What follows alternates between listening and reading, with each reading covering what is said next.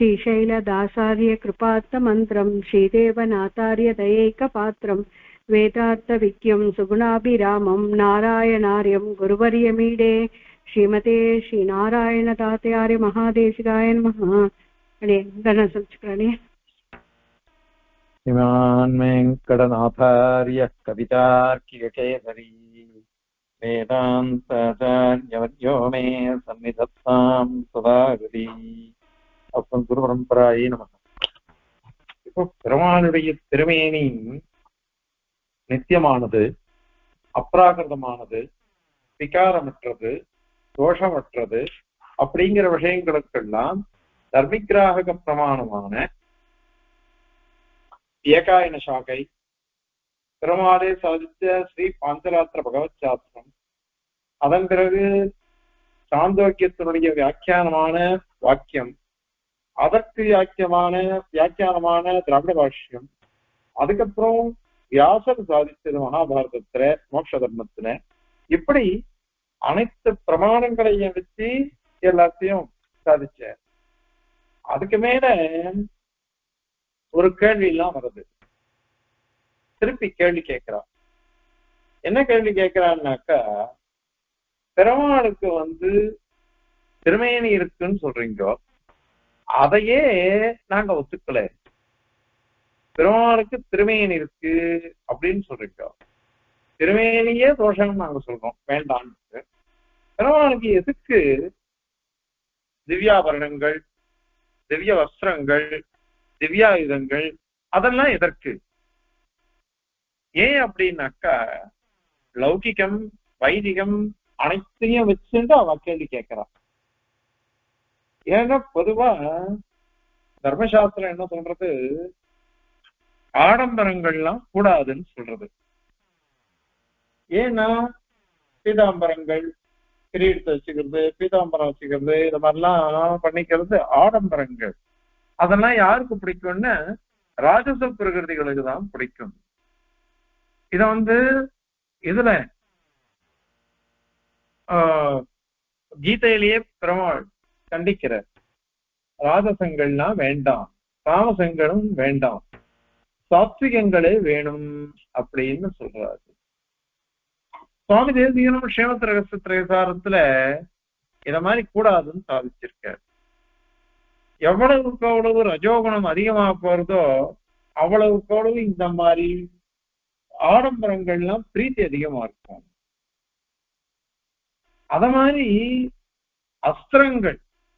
அஸ்திரங்கள் இருக்குதே, ஆயுதங்கள், அந்த ஆயுதங்கள்லாம் எதுக்கு உபயோகப்படும் அப்படின்னாக்க, சத்தியார ஹிம்சை பண்றதுக்கோசரமோ அல்லது தன்னை ரட்சிக்கிறதுக்கோசரமோ இது தேவை. இப்போ ஒத்தியார ஹிம்சை பண்றதுன்றது தாமசிகாள், தமோகுண பரிபூத்தாளா இருக்கா பாருங்க, அவளுக்குதான் அது உபயோகப்படும். அதனால அவளுக்கெல்லாம் தாமசாளுக்கே பேராம் ஹிம்சா விஹாரா அப்படின்னு. ஹிம்சையே விளையாட்டா பண்ணிட்டே இருப்பாளாம். நிம்மதியா தூங்கிட்டு இருப்பான், அந்த துணையில ஓடுனே சத்தங்க போடுறது. ஏன்னா இன்னொருத்தரை படுத்துறதுன்றதே அவளுக்கு பிடிக்கும். அதனால தாமசாளுக்குதான் பத்தியார ஹிம்சை பண்றது அப்படின்றது பிடிக்கும்.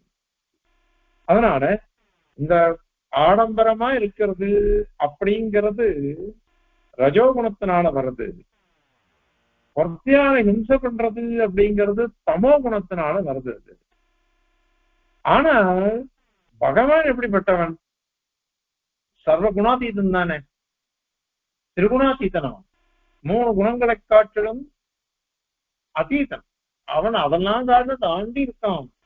அப்படிப்பட்டவனுக்கு இந்த மாதிரி வருமா? இதெல்லாம் வராது அவனுக்கு.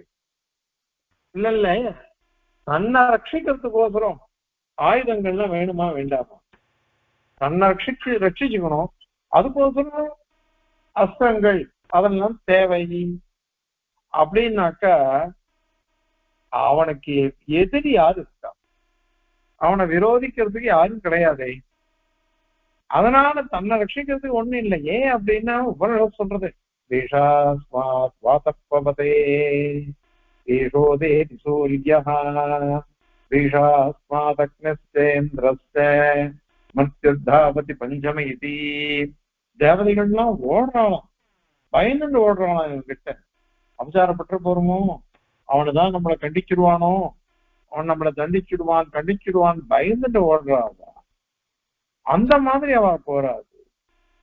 அந்த மாதிரி கடவுளிடமும் சொல்றது, பயாதஸ்ய அக்னிஸ்தபதி. நெருப்பு ஏன் எரியறது, கொழுத்து விட்டு எரியறதுன்னு பகவான்கிட்ட பயமா, அதனால தன் காரியத்தை தான் பண்ணிக்கிறது. பயாத்தபதி சூரிய பயாதிந்திரஸ்த வாயுஸ்த மர்த்யுர்தாவதி பஞ்சமஹ. இப்படி சுவாமி சாதிக்கிறார், மருத்தர நிபாவகே பிரதனாத காலாதயா சுகர்த்தியமதி குர்வதே துதபரா ததோபித்யதா அப்படின்னு சாதிக்கிறார் அபிஜிஸ்தோத்திர. இந்த தேவதைகள்லாம் பயந்து பயந்து காரியம் பண்ணிட்டு இருக்கா.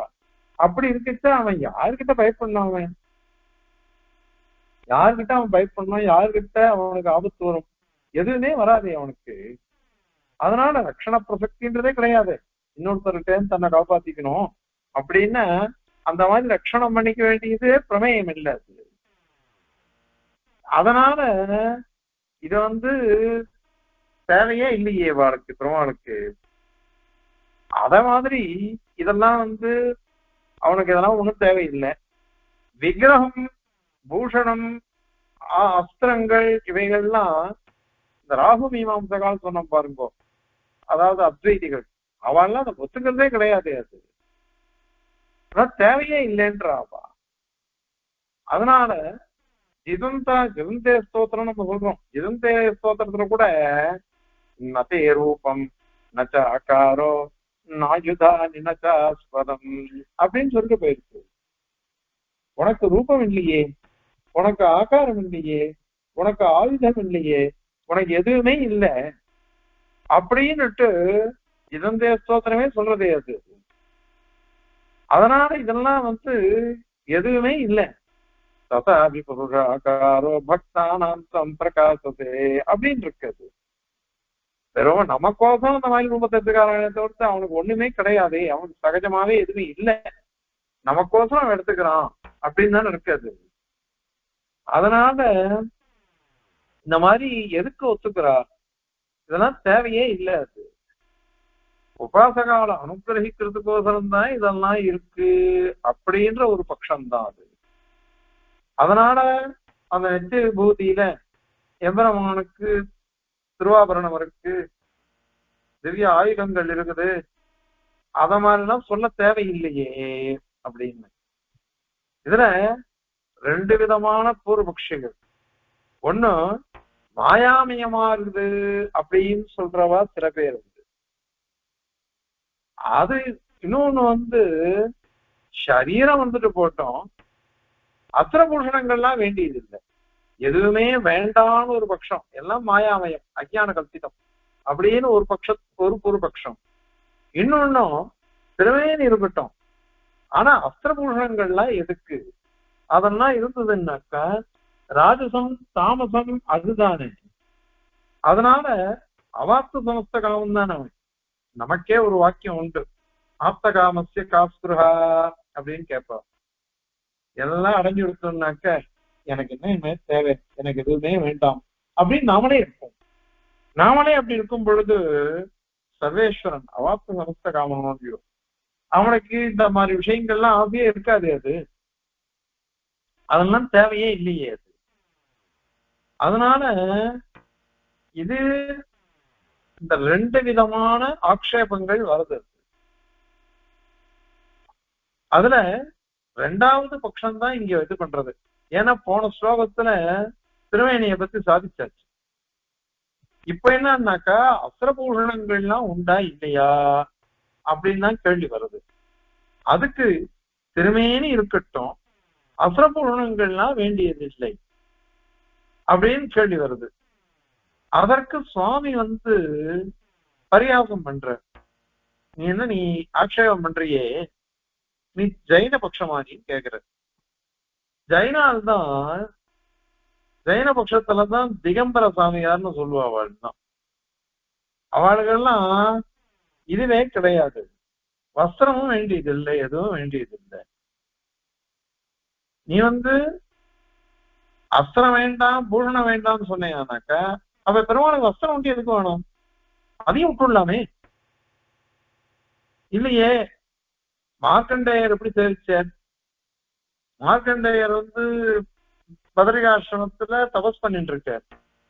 அந்த சமயத்துல பெருமாள் அவரை பார்த்த அவர் கேட்டார், உனக்கு என்ன வேணும் அப்படின்னு கேட்டார்.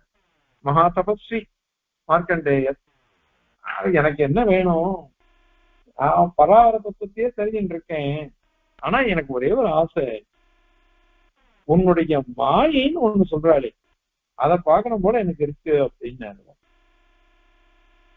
அப்படியா, பார்க்கலாமே அப்படின்னு சொல்லிட்டு இருக்கிறவங்க உடனே அந்த பெருமாள் மறைஞ்சு விடுறார்.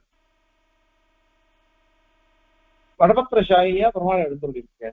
இந்த வடபத்திரசாயியா எழுந்துருக்கிட்டு இதை பார்த்துட்டே இருக்கார் மார்க்கண்டேயர்.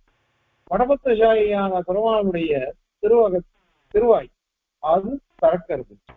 அதுல திறந்த உடனே அதுல எல்லாரும் உள்ள போயிட்டு இருக்கா. மகாபிரளயம் எல்லாரும் உள்ள போயிட்டு இருக்கா. இவரும் அதுல போயிருக்காரு மார்க்கண்டேயர். அப்ப எப்படி பாக்குறாருன்னா அந்த குழந்தைய திகம்பரமா தான் பாக்குறாரு, வஸ்திரம் இல்லாமலே அவர் பாக்குறாரு. உள்ள போயிடுறாரு. உள்ள போனாக்க சுத்தி சுத்தி வர்றாரு. சுத்தி சுத்தி வந்தா அந்த சராச்சரங்களும் அதுல இருக்கு. எல்லாத்தையும் பார்த்துட்டே வர்றாரு. பார்த்துட்டே வரச்ச பதரிகாசிரமம் வருது. அந்த பதரிகாசிரமத்துல இவர் உட்காந்து தபஸ் பண்ணிட்டு இருக்காரு. அந்த இடத்துல பெருமாள் நின்றுட்டு இருக்காரு. அவ்வளவுதான். உடனே அந்த மாயை அருந்து போயிடுச்சு.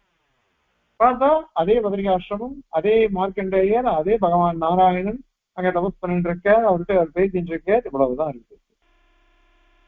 இப்படி இருக்கு. இதான் என்னுடைய மாயின்ற ஆச்சரியமா இருக்கு. உன்னுடைய மாயினாலே ஆச்சரியம் நம்ம சித்தாந்தம். இந்த மாதிரி இருக்கு. அப்ப இந்த குழந்தைய அவர் பாக்குறார். அந்த குழந்தை வஸ்திரம் இல்லாம தான் இருக்கு. அந்த மாதிரி இருந்துட்டு போட்டுமே அப்படின்னுட்டு அவள் எல்லாம் கேட்கிறா. அதுக்கு இப்ப பதில் சொல்றாரு. ஒரு விஷயம், மாயா அப்படின்னாக்க அது பொய் அப்படின்றது கிடையாது. மாயா அப்படின்னாக்க ஞான சித்தம், ஞானத்தினுடைய பர்யாய பதம். அது பாஷ்யக்காரரே ஏற்கனவே பார்த்திருப்போம். மாயா வயுனம் ஞானம் அப்படின்னுட்டு நிகண்டோட கோஷகாரா சொல்றார். மாயா வயுனம் ஞானம் இதெல்லாம் சமானார்த்தம். ஞானத்தினுடைய ஒரு இதுதான் அது. அதனால எம்பிரமாவுடைய இச்சையினால எல்லாம் சித்திக்கிறதுன்றதுதான் மாயா சப்தத்துக்கு அர்த்தம். அதனால இது பொய்ன்னு சொல்லக்கூடாது. அதனால சத்தியசங்கல்பத்தம் தான் அங்க சொல்லப்படுறது. அதனால இந்த மாதிரி அந்த மாயை ஆச்சரியமான ஒரு திருமேனி, ஆச்சரியமான பூஷணங்கள், ஆச்சரியமான அஸ்திரங்கள், அதை கொண்டு ஆச்சரியமானது எல்லாம். இது ஏன் இத மாதிரி நதே ரூபம் நச்சாக்காரகா அப்படின்னு சிதம்பர ஸ்தோத்திரத்துலயும் இருக்குதே, அதுக்கெல்லாம் நீ என்ன சொல்ல போறீங்கோ அப்படின்னு கேட்டாக்கா அதெல்லாம் ஒண்ணுமே இல்லை. அதெல்லாம் அதிகாரி பேதேன பெருமாள் நம்ம பயமன் இருக்கோம்னு வச்சுக்கோங்க. அந்த சமயத்துல பெருமாள் என்னுடைய திவ்யாயுதங்களை ஒன்ன காப்பாத்திரும் அப்படின்னு சொல்ற. பயப்படாம பெருமாளே நீயே என்னை காப்பாத்திருவேன்னு சொன்னா, சங்கல்பையே பகவதோ நிபுண சகாயான்னு சொன்னாக்கா அப்போ அந்த ஆயுதங்கள்லாம் அலங்காரமா போயிடும். அஸ்தகிரி மகாத்மியத்துல வரும், அத்திகிரி பத்தரவணி தொத்தர வருக்கமணி அத்திகிரியே அப்படின்னு வரும். அத்திகிரின்னாக்க அந்த அஸ்தி சைலம். அது பக்தர் வினை, பக்தர்களுடைய கர்மாக்களை தொத்தர வருக்கம், துளி கூட வாசனை கூட இருக்காது, அந்த மாதிரி எல்லாத்தையும் போக்கடிச்சிடும். சரி, எல்லாம் இதுவே போக்கடிச்சுடுறதுனாக்க பெருமாள் கையில சக்கரம் வச்சுட்டு இருக்காரு. அது எதுக்குன்னாக்கா அணி அத்திகிரியே, அத்திகிரின்னு நாங்க சொல்லக்கூடாது, அந்த திகிரி. திகிரின்னாக்க சக்கரம்னு அர்த்தம், சுவர்ணம். அந்த சக்கரமானது பெருமாளுக்கு அலங்காரமா இருக்கு. அலங்காரமா இருக்கு அப்படின்னு சுவாமி சாய்க்கிறார். அத்திகிரி வத்தரவணி தொஸ்தர வருக்கமணி அத்திகிரியே அப்படின்னு. அதனால அந்த மாதிரி இருக்கு அது.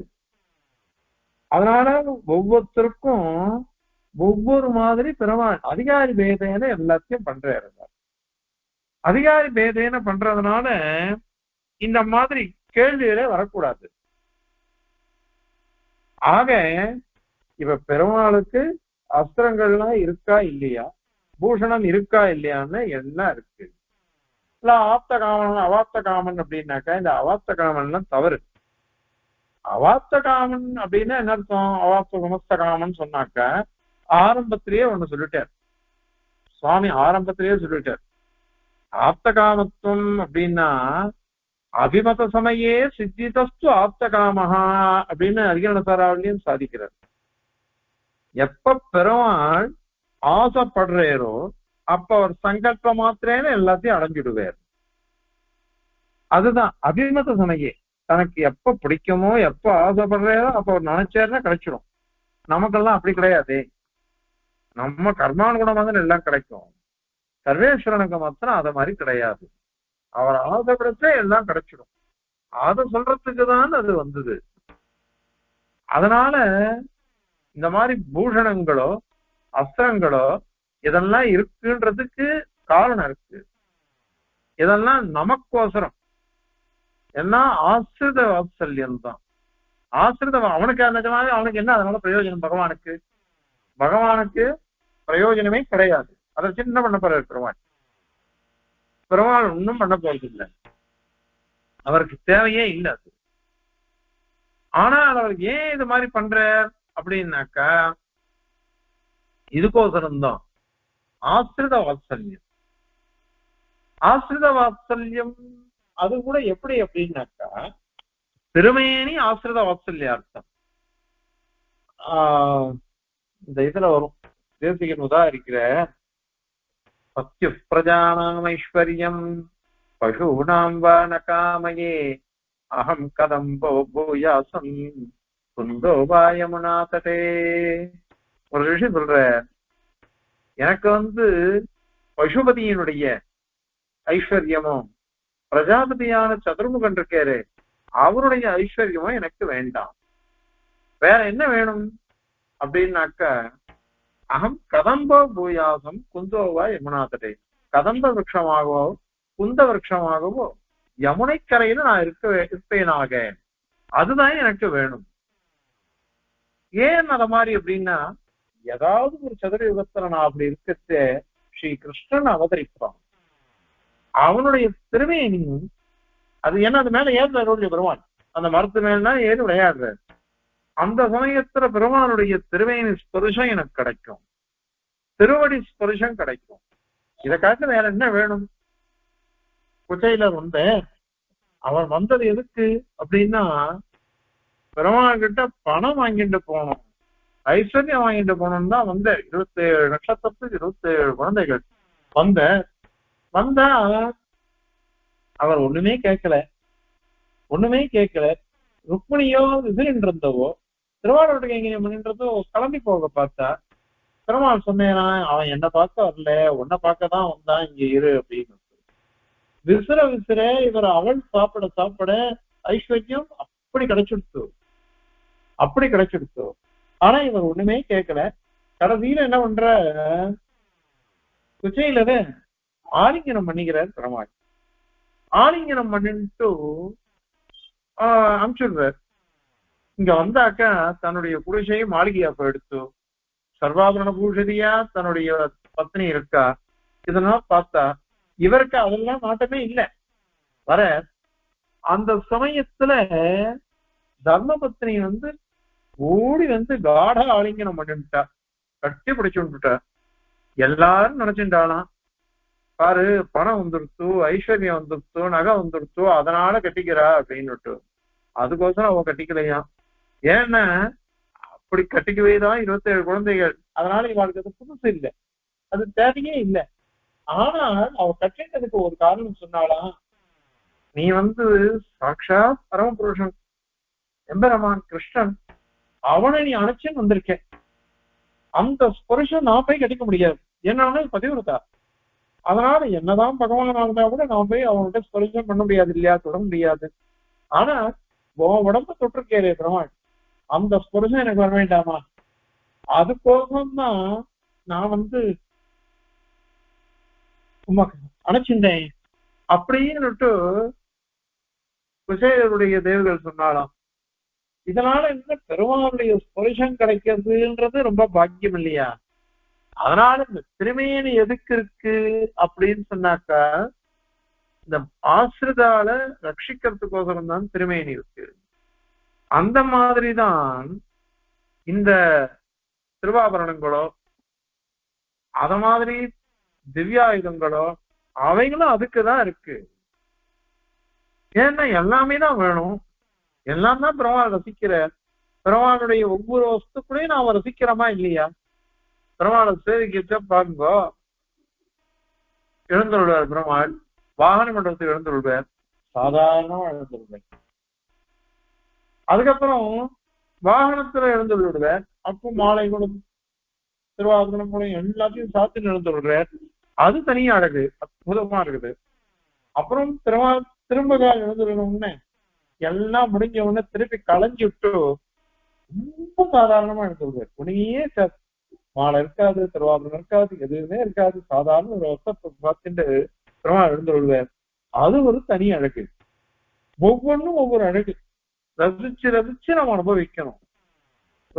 நாளைக்கு அமாவாசை புறப்பாடு தேவபெருமாளுக்கு, நாளைக்கு அனுஷம் தாத்தகேசியம் திருநட்சத்திரம், ரத்னாகி பார்த்துன்னு எழுந்துள்ளார் பெருமாள் மலையிலேருந்து எழுந்துள்ளார்.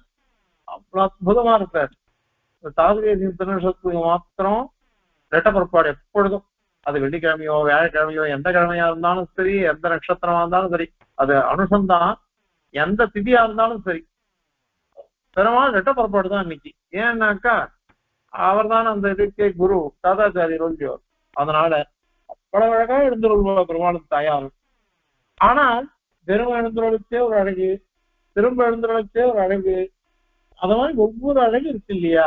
நாம பார்த்து பார்த்து ரசிச்சு சேவிக்கிறோம் பெருமாளை. இந்த மாதிரி ரசிச்சு ரசிச்சு பார்த்து பார்த்து சேவிக்கிறதுன்றது ஒவ்வொரு அம்சத்திலையும் இருக்கே. இதுதான் ஆசிரித சம்ரட்சணம்ன்றது. இப்படி நாம அனுபவிக்கதான் நம்ம கஷ்டங்கள் எல்லாம் போறது, மனக்லேஷங்கள் எல்லாம் போறது, பெருமாளை பிரார்த்திக்க முடிகிறது. அத மாதிரி பெருமாளுடைய திருவாபரணங்களோ திருவாயுதங்களோ இவைகள்லாம் நம்ம சேவிக்க மனதுல தைரியம் வருது. அது பஞ்சாயத்து ஸ்தோத்திரம்னா சேவிக்கிறவாளுக்கு தான் தெரியும், அது அர்த்தம் தெரிஞ்சுட்டு சேவிக்கணும். சேவிக்கிட்ட ஒரு ஆயுதத்தை நினைச்சாலே போருமே அப்படின்னு தோணுடும். ஏன்னாக்கா அந்த மாதிரி ஆயுதங்களுடைய வைபவத்தை அந்த பஞ்சாயத்து ஸ்தோத்திரங்கள் சொல்றது. அதனால இது முக்கியமானது இதெல்லாம். அதனால இவைகள் எல்லாம் தேவை. இதெல்லாம் பெருமாள் நிச்சயச்சா சித்தங்களா இருக்கு அங்க நிச்சய விபூதியில. ஏன்னா இங்க லீலா விபூதியிலேயே பெருமாளை நம்ம அப்படி சேவிக்கிறோமே, அங்க எப்படி இருக்கும்? அதனால அவைகள்லாம் உண்டு. இதெல்லாம் அசுரபூஷணாத்தியாயங்கள்லாம் இருக்கு, அதுல விஷதமா சொல்லியிருக்கா. தேசிகனே ஸ்ரீமத் ரகசியத்துல அதெல்லாம் விளக்கமா சாதிச்சிருக்க. ஆகவே பெருமாளுக்கு திருவாபரணங்கள் திருவாயுதங்கள் இது அத்தனையும் உண்டு. அந்த மாதிரிதான் பெருமாளுடைய திருமையனுக்கு சாதிக்கிறதுக்கு பீதாம்பரம் அது முக்கியம். ஏன்னாக்கா பகவான் அலங்கார பிரியன்னு பேரு விஷ்ணுவுக்கு, அது பகவான் நாராயணனுக்கு தான் அது அலங்கார பிரியன்னு பேரு. மீதி எந்த விவரமா அவள்லாம் இதை பார்த்துட்டுதான் மீதி எல்லா கோயிலும் பண்ணுவா. இங்க ஒண்டிதான் எல்லாமே. ஏன் அப்படின்னாக்கா பெருமாள் அவர் எப்பேற்பட்ட மூர்த்தி அது. அது மாத்திரம் இல்ல, அந்த பகவானுக்கு பக்கத்துல இருக்கிறவ யாருன்னு பாத்துக்கணும், விராட்டி. அவள்னால அந்த அத்தனையும் பெருமாளுக்கு தேவையா இருக்கு. அதனால பீதாம்பரதாரியா பெருமாள் எழுந்துள்ளிருக்க, சர்வாபரணதாரியா எழுந்துள்ளிருக்க, சர்வ ஆயுததாரியாக எழுந்துள்ளிருக்க. இது அத்தனையும் இங்கேயே அப்படின்னாக்க அங்க எப்படி இருக்கும்? சுவாமி சாதிச்சிருக்கார். என்ன சார் சுவாமி ஸ்ரீமத் ரகசிய ஆரோக்கியம் சாதிக்கிச்சு, நாமும் அங்க போயிட்டோம்னாக்கா முக்தி திசையில போனோம்னாக்க நாமளும் அவசரப்பட்டா சங்கு சக்கராதிகள் தான் வச்சுக்குவாங்க, நமக்கும் அது உண்டு அப்படின்னு சுவாமி சாதிச்சிருக்காரு. அதனால நமக்கே அத மாதிரி உண்டு, அந்த பாக்கியம் உண்டுனாக்க அவனுக்கே ஏற்பட்டது அவைகள், அந்த திவ்யாயுதங்கள் திவ்யாபரணங்கள்லாம் அதெல்லாம் உண்டு அப்படிங்கிறத இந்த ஸ்லோகத்தினால சுவாமி சாதிக்கிறார். இப்போ இந்த ஸ்லோகத்தை சேவிச்சு அதனுடைய தாத்பரியத்தை பார்க்கலாம். சுலபமான விஷயங்கள் தான்.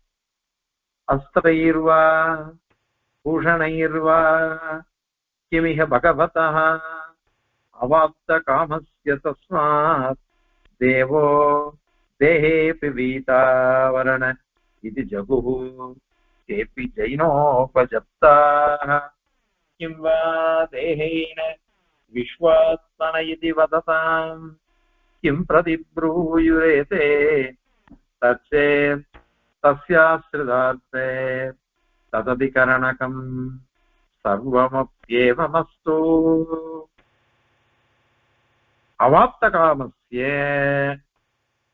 இவன் அனைத்தையும் அடைந்தவன், இவனுக்கு இல்லைன்றது ஒண்ணுமே கிடையாது. அதனால அவாப்த சமஸ்த காமன், அதனால பரிபூர்ணன்னு அர்த்தம். பரிபூர்ணன்னு நமக்கெல்லாம் வேணா ஒரு ஆசை வந்ததுன்னா காமேஷ குரோதேஷ ரஜோகுண சமுத்பவான்னுட்டு ஏறிண்டே போறது நமக்கு ஆசை. ஆனால் பகவான் அப்படி இல்லை, பரிபூர்ணனா எழுந்துள்ளி இருக்கான். அதனால அவாப்த சமஸ்த காமனவன். அப்படிப்பட்டவனுக்கு இது வேணும் அப்படின்றது ஒண்ணும் கிடையாது அவனுக்கு. பெருமாளே சொல்ற 3ஆம் அத்தியாயத்துல கீதையில, நானவாப்தம் அவாப்தவியம் ரிஷுலோகேஷு கிஞ்சன அப்படிங்கிறார். இந்த 3 லோகத்திலையும் எனக்கு அடைய வேண்டியதுன்னு ஒண்ணுமே கிடையாதே அப்படின்னு பெருமாளே சாதிக்கிறார். எல்லாம் நான் அடைஞ்சவன், நான் எதுக்கு எந்த கர்மாவும் நான் பண்ண வேண்டாம். அது சொல்ற விதம் வேற. ஏன்னா நான் கர்மாவெல்லாம் ஏன் அனுஷ்டிக்கிறேன் அப்படின்னு, நான் வசுதேவருடைய பிள்ளையோ பெரிய வியவஸ்திதரான பிள்ளை, அதனால நான் எதுவும் கர்மாவை அனுஷ்டிக்கலன்னு என்னை பார்த்துட்டு எல்லாரும் என்ன பண்ணிடுவான்னாக்கா கர்மாவை அனுஷ்டிக்காம போயிடுவா. அதனால நான் பண்றேன்னு சொல்றதுக்கு வந்தது. ஆனால் அங்க சுவாமி பெருமாள் நானவாப்தம் அவாப்தவியும் தன்னை பத்தி சொல்லிக்கிறார். அடையவே இதுவரையும் நான் அடையாதது ஏதாவது அடைய வேண்டியது இருக்கு அப்படின்றது எனக்கு ஒண்ணுமே கிடையாது, எல்லாத்தையும் நான் அடைஞ்சவன் தான் அப்படின்னு சாதிக்கிறார். அதனால பரிபூர்ணன், அதனால இது அடைய வேண்டியதுன்னு ஒண்ணும் கிடையாது. அதனால அஸ்திரைர்வா சங்கம் சக்கரம் கதை கத்தி சார்கம் இந்த மாதிரி முதலான ஆயுதங்கள்னாலேயோ, பூஷணைர்வா கிரீட்டம், அது மாதிரி ஹாரம் மகர குண்டலம் இந்த மாதிரி திருவாபரணங்கள் இவைகள்னாலயா கிமிக அவருக்கு சாதிக்க வேண்டியது என்ன பெருமானுக்கு? அதனால தேஹேபி சுரூபத்த மாதிரியே விக்கிரகத்துல கூட சரி, தேவஹ பகவான் பீதாவரணா, பீதாம்பரணம் கூட வேண்டியது இல்லை. அவருக்கு என்ன அவசரம் வேணும்? சின்ன பசங்கள்லாம் ஆசைப்படும் பட்டு வேஷம் ஊத்திக்கணும் அப்படி இல்லான்னுட்டு, பெரியவாள்லாம் ஆசைப்படுவாளா? அத மாதிரி பெருமாளுக்கு அதெல்லாம் ஆசை வருமா? சின்ன பசங்களுக்கு ஆசை வரும். பெரியவாளே என்ன பண்ணுவா, நமக்கு என்ன குழந்தைகள் திண்டா போறோம் அப்படின்னு இருக்கும்.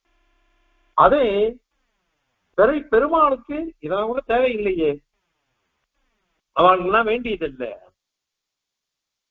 அப்படின்னுட்டு ஜைனோபதப்தாக இந்த ஜெயினால் இருக்காளே அவள்லாம் திகம்பர சாமியார்கள், நிர்வாணமாவே இருப்பா அவள்லாம்.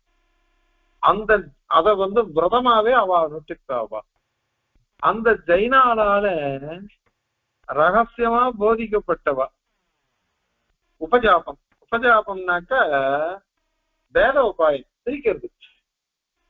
அவ என்ன பண்ணுவான்னாக்க மாத்தி மாத்தி விட்டுடுவா மனச.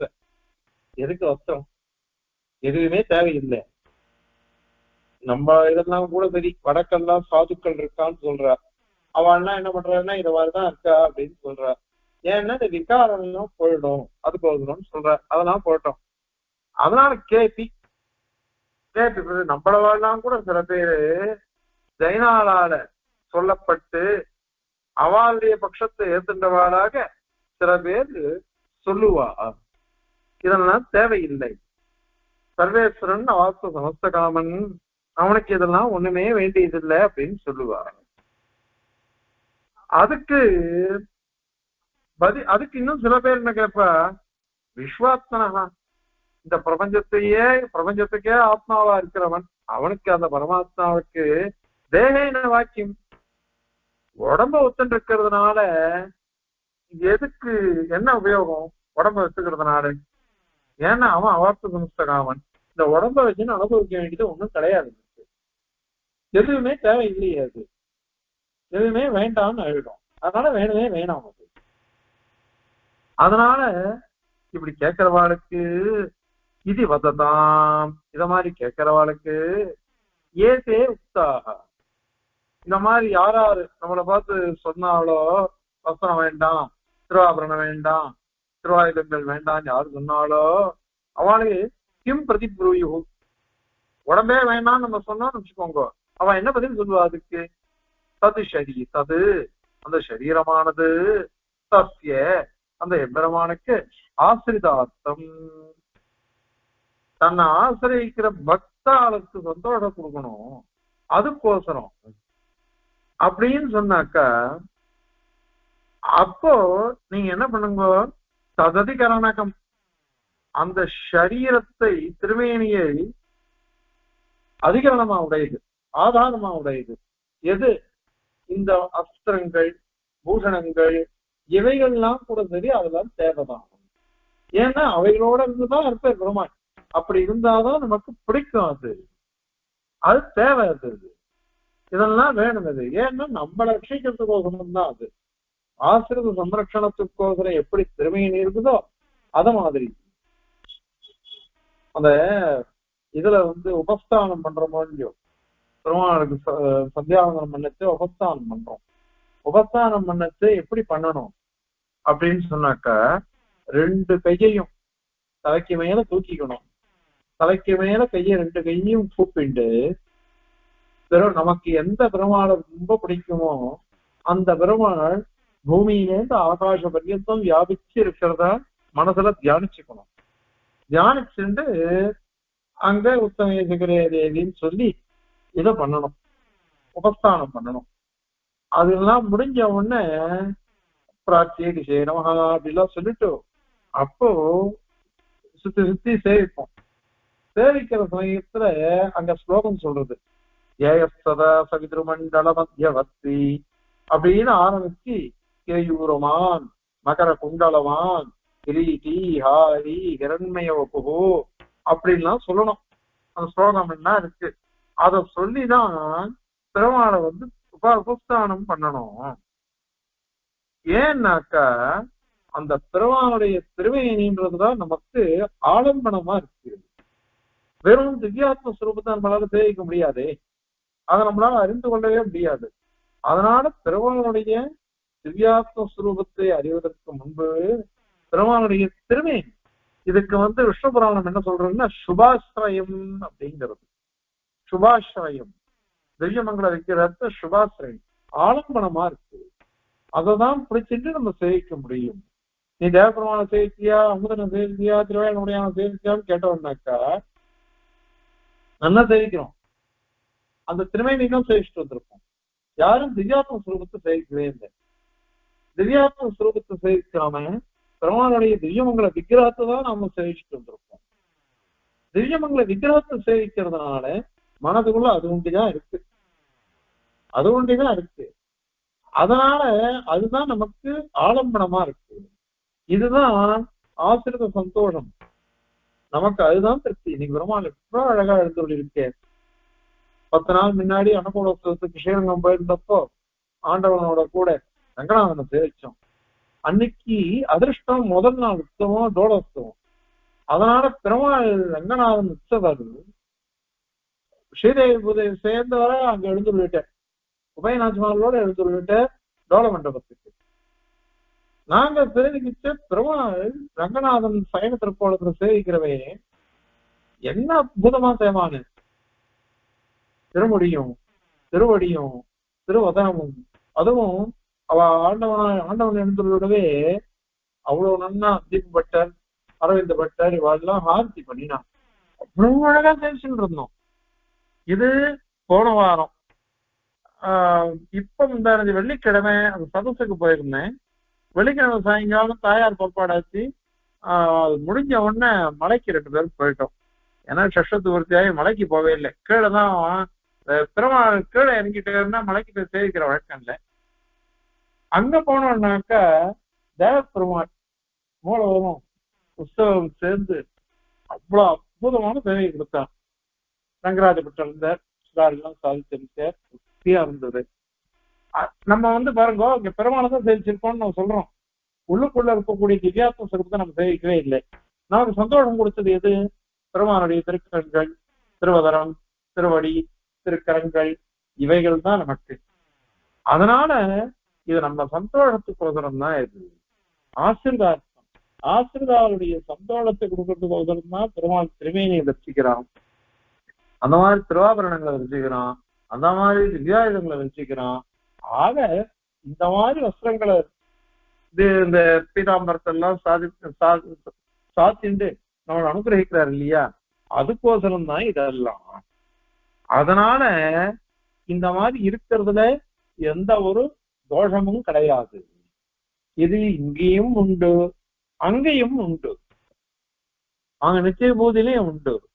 இங்கேயே நிச்சய பூஜை தான். அது அங்க போயிட்டோம்னாக்க இன்னும் விசேஷமானது. அது எல்லாத்தையும் சாத்தியம் தான் அழுந்துள்ள இருக்கார். இதை நம்ம சேவை கொண்ட கட்சியத்தெல்லாம் சேவிச்சோம்னாக்கா அற்புதமா இருக்குது. அது அந்த அனுபூதி வேணும் அப்படின்றத இந்த ஸ்லோகத்தினால சாதிக்கிறார். இப்ப இந்த ஸ்லோகத்தை சேவிக்கலாம். அஸ்திரைர்வா பூஷணைர்வா கிமிஹ பகவதோ அவாப்த காமஸ்ய தஸ்மாத் தேவோ தேஹேபி பீதா வரணயிதி நபோ தேபி ஜைனோபஜப்தாஹ கிம் வா தேஹேன விஸ்வாத்மன இதி வததாம் கிம் பிரதிப்ரூயுரேதே தஸ்யாஸ்ரிதார்த்தே தததிகரணகம் சர்வமப்யேவமஸ்து. கவிதார்க்கிகசிம்ஹாய கல்யாண குணசாலினே ஸ்ரீமதே வெங்கடேஷாய வேதாந்த குரவே நமः. அஸ்மத்குருபரம்பராயே நமः.